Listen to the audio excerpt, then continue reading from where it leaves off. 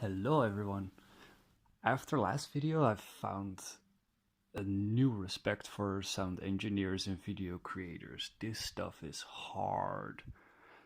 Today I wanted to talk to you about helping yourself, actually helping you help yourself, and cutting your internal parents some slack.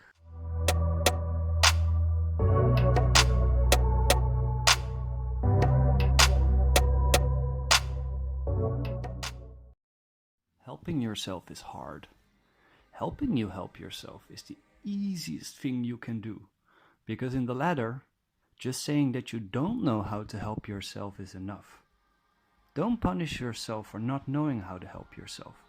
It's probably one of the easiest things you'll ever do. Did you ever find yourself going to a friend or another person for help, you taking their advice, and in the end realizing they might have been even more clueless than you were?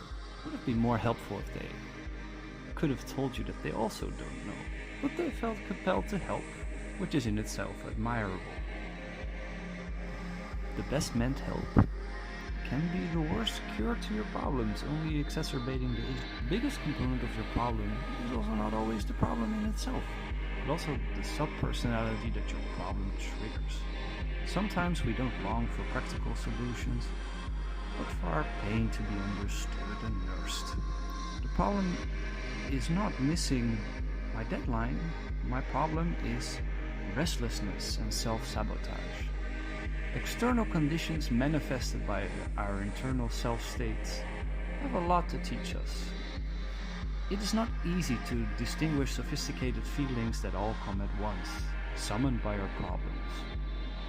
The complexity of our emotions, paired with our body's limited capacity to explain to us what is happening, makes it hard to meet our emotional needs. In a sense, you are still caring for your baby self. It's a self-state inside of you. We are more prone to bouts of anger when we are hungry. Not so much caused by the aggravating situation, but your inner hunger. Alongside our adult self, we still carry our younger years within us.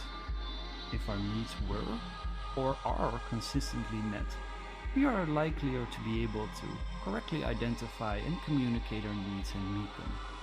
If the reverse is true, if our needs weren't or aren't met, we have developed ways to suppress and manage them, making it even harder to fully express ourselves and to actually meet our needs.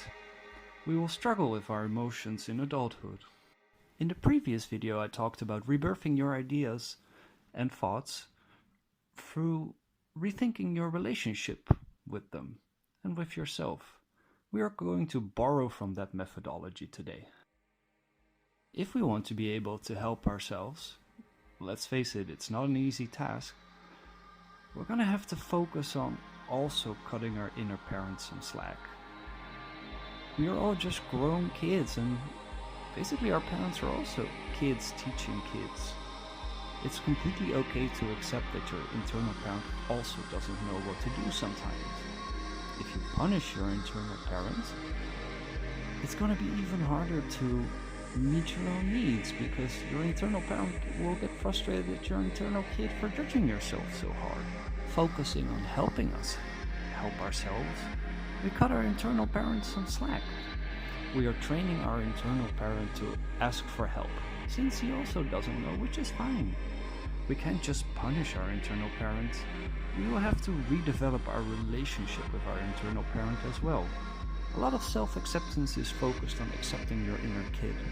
It's also time to accept that we might have a little default parent in ourselves that might not be as good for us as we want it to be. So with slack in place of judgment, for both parents and kid, maybe it's time to go get some ice cream, because I'm getting kinda hungry. Man, me too. Talk to you next time, folks. Have a good day.